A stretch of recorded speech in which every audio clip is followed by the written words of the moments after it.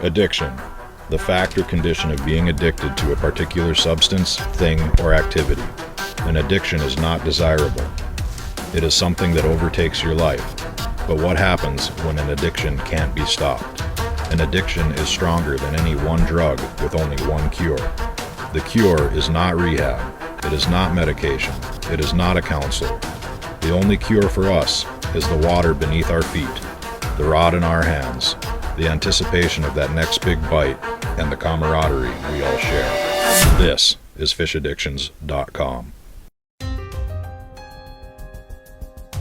In ice fishing, when you come across an opportunity to get family and friends involved on a good bite, it can be hard to pass up. This week we head to the Blackduck, Minnesota area for a couple days of pursuing panfish. With our families in tow, we meet up with a bunch of the Fish Addiction staff to enjoy some midwinter action.